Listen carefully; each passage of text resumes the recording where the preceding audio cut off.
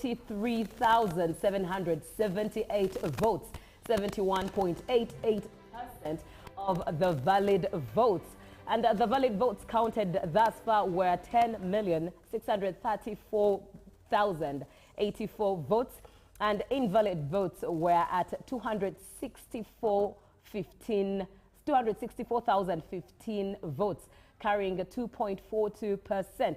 Total votes altogether at that time, 10,898,099 votes. That is a 50.34%.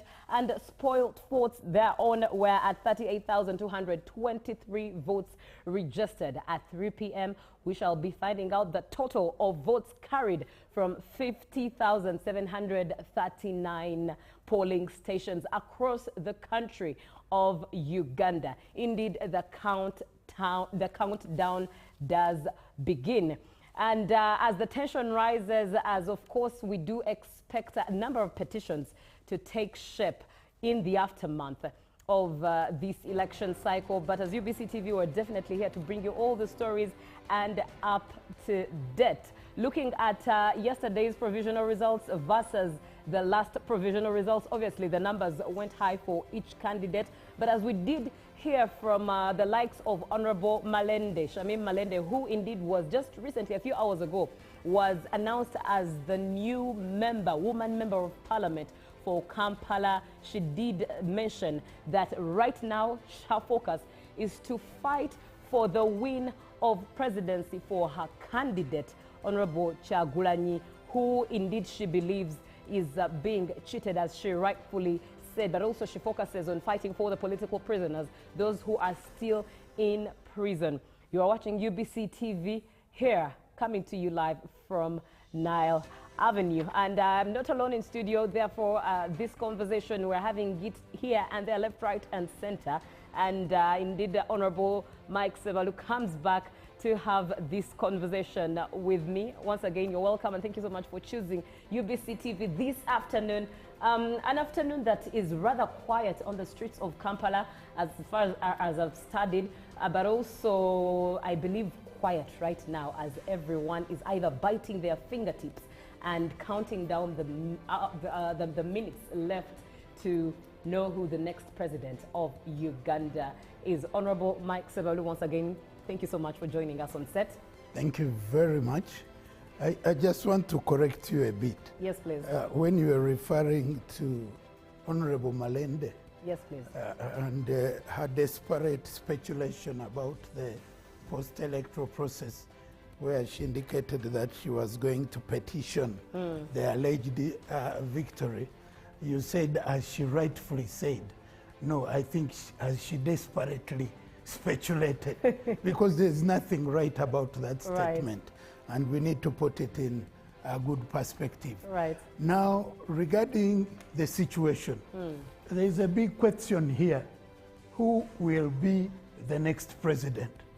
And I would like to answer that the next president will be President Museveni, and President Museveni will be the next president, because all indications are clear that he's destined for an overwhelming win. And this is informed by the story of his journey to success. He started strong and is going to end strong. He started well, progressed well, and he's going to conclude well. Like a long distance runner, you plan your race. You plan the energy, you plan the endurance, the consistency, and the finishing power. The strategy of candidate Museveni is interesting. If you are to guarantee your victory in a long distance race, start off well, gain momentum, and build good momentum to overtake your next, the possible challenger. The way we are now, President Museveni overlapped candidate Kyagulanyi 3 times. If he's at 2.6 and candidate Museveni is at 7.6, that is an overlap 3 times. There is no possibility, even fertile imagination, that he can catch up and overtake. That possibility is simply not there. As per the previous the last provisions, not previous, but rather last provision results released from the EC, candidate Museveni was at 71.88%. Was this your expectation? Did you expect more? Did you expect less? Actually, we expected more. And Also, the explanation that we are not having more was the mishap of the biometric gadgets that caused that delay in the beginning of the electoral process. There are many people who had come up to cast their vote. Because of the delay, they went back and they never came back to exercise their right. There are those who are still home, who kept calling the polling stations, and since they didn't begin in time, they went off to do with their other business. So the voter turnout was largely affected by that mishap. Right. And largely, quite a number of those were those that do belong to the NRM. So we expected more. Even where the little that came up, we still command majority. Right. Yeah. Let's look at the Observer's report as they read it. I don't know if you caught up with some of the highlights. Yeah, I did. What do you think of their observations and their recommendations? Yeah, they came up with some very objective recommendations, but they also came up with observations that needed to be clarified. Right. For instance, they talked about inclusivity. And the inclusivity, in their own view, they kind of restricted it to women presidential candidates. Definitely the world over, that level of inclusivity, because it is according to the parties, but it is also according to the individual interested parties. We've had quite this time around, the fact that none came up, you can't put it to anyone. You can't put it to the NRM, you can't put it to government, because offering yourself as a candidate is an individual decision. So if there are no ladies that took up that decision, is not something that you can blame to the Electoral Commission or to the party or to anyone. But the inclusivity can be seen in terms of parliamentary, to the extent that in the Constitution of Uganda, there are those slots and there are those offices, there are those constituencies that are exclusive for women. Like, for instance, the woman member of parliament, and we have them. Even, and that is exclusive. So that answers the question of inclusivity through legal framework. It is provided for and it is reserved for women.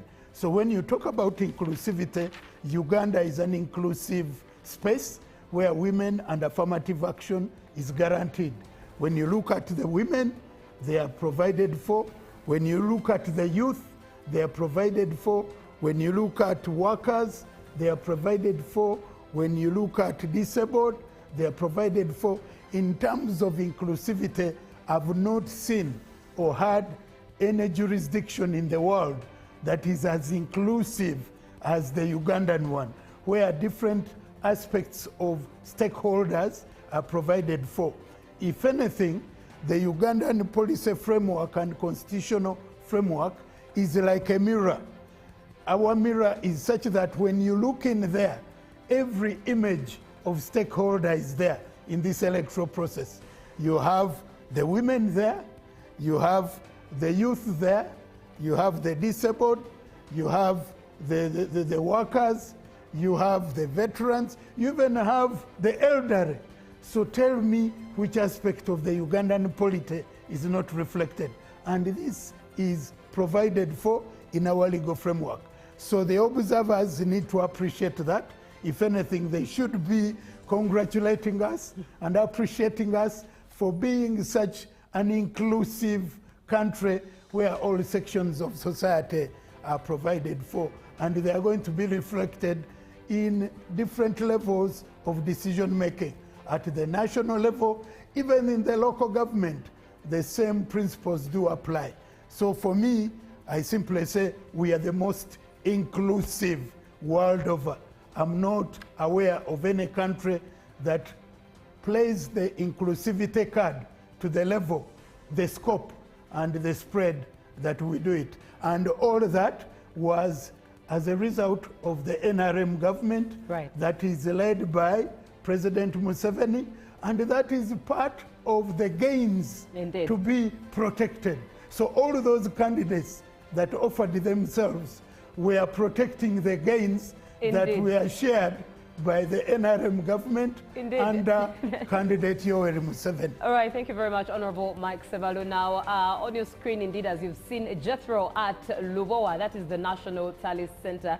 He is going to have a conversation with the Vice President of Uganda, that is Major Jessica Alupo. I cannot imagine what she feels like right now, but let's head straight to the National Tally Center and hear that conversation as well.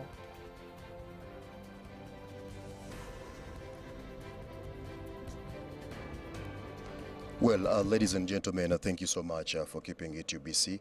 We are still coming to you live from Lubowa, the National Tally Center, where we do expect the EC Chairperson Justice Simon Byabakama together with the Commission to come and give us the final and the last update or the verdict on who will be the President-elect, since all results do come in to this very side. But the last that we did have, of course, we had gathered about 47,499 votes from the different polling stations out of the 50,739, meaning we had covered about 93.61%. But of course, we do have different dignitaries, we do have different observers, we do have different agents who are coming in to witness, but also to hear the exact information on how and when and who will be the President-elect. I do have the opportunity to talk to Her Excellency, the Vice President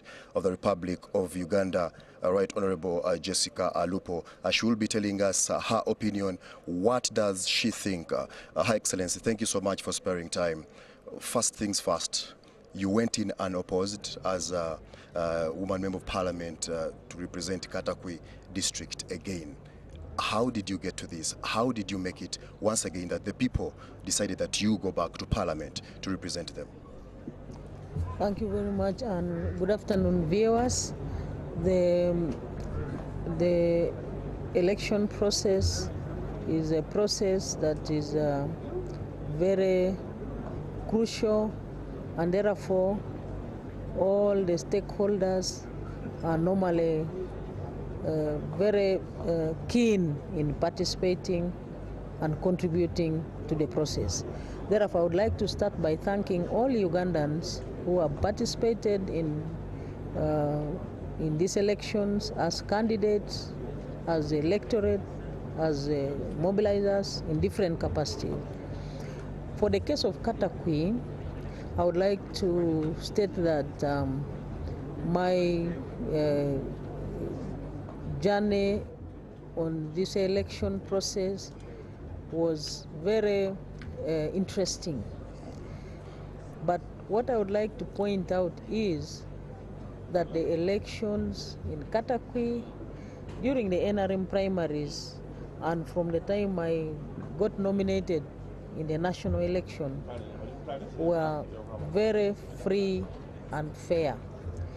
The atmosphere, the environment was extremely conducive and level for all candidates. All the candidates who contested against me were very free to interact with me at all times, and we did our campaigns as sisters. For my sister who withdrew and gave way for me to become unopposed, I thank her very sincerely for her insight in recognizing that that was a good and a better option for all of us as the people of Katakwi district. And I indeed thank her and all the people of Katakwi district. So in as far as the elections for the presidential elections is concerned, Somehow I participated in some parts of the country. I also noted that there was a conducive environment across the country for all the presidential candidates to reach out to the electorate.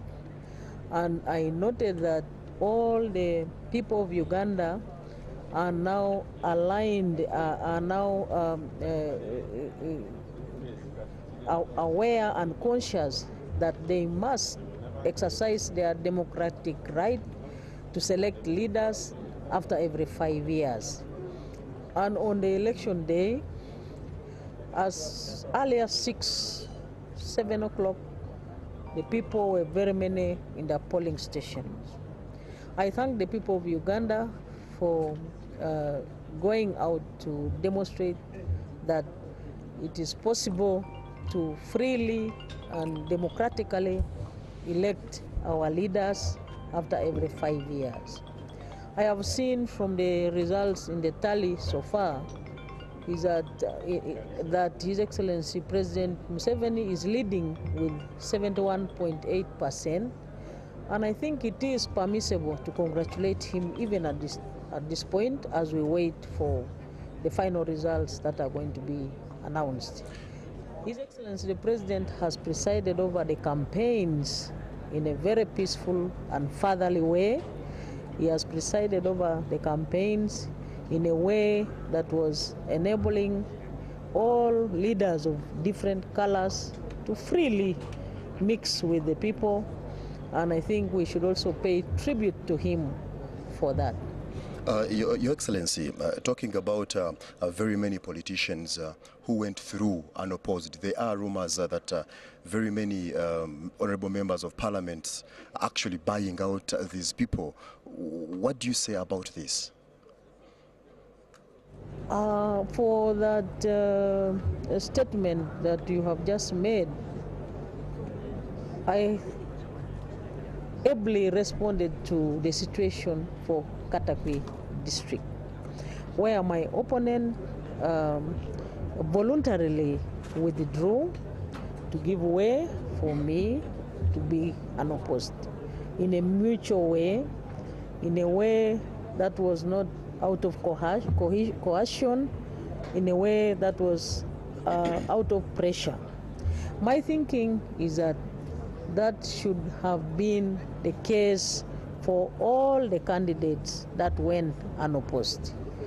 If it is not the case, then I think it is also not my responsibility to delve into that. I think it is the responsibility of the Electoral Commission. Your Excellency, my last question to you. Today and any minute from now, the EC will be giving out their final declaration. What should Ugandans expect? We have received different phone calls. There is fear that anything might happen when it comes to security, but you are on the top. As I have said, from the results, His Excellency President Museveni is leading, and the Ugandans are all watching the TV, they are listening to radios, and they are following.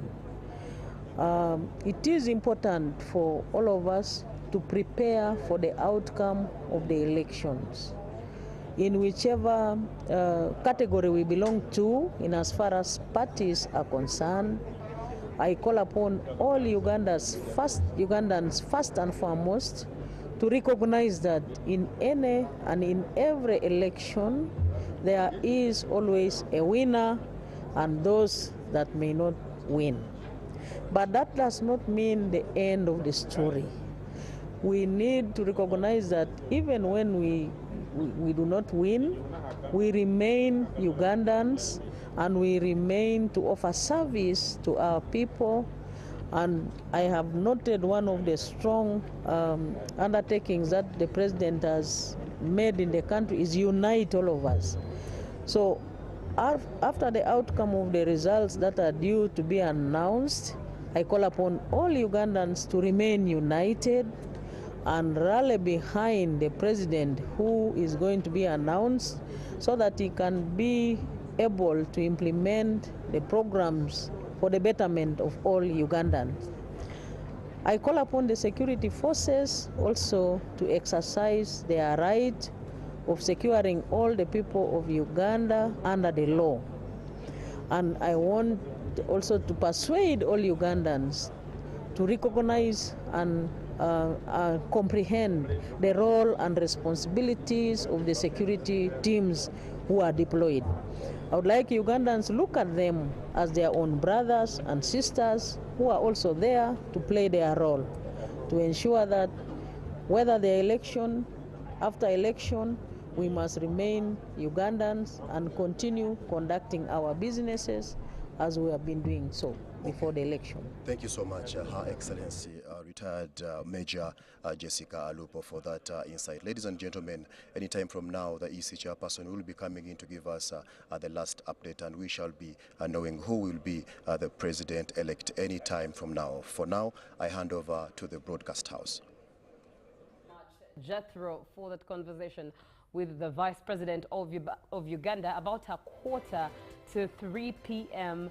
when the Electoral Commission comes back to give us the final result of the constituents of Uganda as we find out who the President of Uganda 2026-2031 is. That is for the next 5 years. You are watching UBC TV, and we come to you live from Nile Avenue, UBC UG goes to the polls 2026. My name is Julie F. Nantaba. In studio with me is Honorable Mike Sevalu, and we're having conversations here and there regarding this particular season that we are in as Ugandans. And on that note, one of the mentions that the Honorable Vice President has made is on security. Coming back to you, Honorable Mike Sevalu. She did talk about the fact that as Ugandans, we should not fear security members. We should look at them as our brothers and sisters who are also playing their role. Do you really think that Ugandans are able to perceive men in uniform in such a stature? Yeah, thank you very much, Julie. One thing on a light note, when I hear people say that when the chairman of the Electoral Commission is coming to tell us who the next president is, I just put in a bit of a light moment that when he comes to confirm, because for sure we all know that the president at the level of 71.8%, that is irreversible. It is not something that can be reversed. Like I did indicate earlier on, the president overlapped his next opponent 3 times. So to undo that and be able to gain victory is something that may never, even miracles of that nature can't happen now. Now, regarding security, one of the biggest gains that we are protecting is peace, security, and stability. And what is the reflection and the attraction of majority of Ugandans to candidate Yoweri Kaguta Museveni? Candidate Yoweri Kaguta Museveni represents peace, represents stability, represents security, represents progress, development, and all those are mothered by peace and security. So for us to protect the peace and security, they are actors. And the major stakeholders in terms of being major actors in the architecture of security are the security forces. We've been able to survive as a secure country for the last 40 years because of the security actors. The UPDF, the police, the prisons, and the security agencies. So when we talk about peace and security during this time, we need to have confidence in the security apparatus. And the beautiful thing is that security works on the basis of intelligence. They have information which we don't have. So when you see them deploy in a particular place, they are doing so on the basis of information. Maybe that is a security threat and they want to avert. Because if we allow security to be taken for granted, then we can find ourselves in a situation where government will be blamed. And the blame will always go to the president and his government, because the primary work of the president is to secure the country, secure the people and their property. So that's why we need to appreciate the role and mandate of the security forces in an exercise of this nature, where even those that don't wish us well from the external may want to take advantage of this and do something that can compromise the security of the country.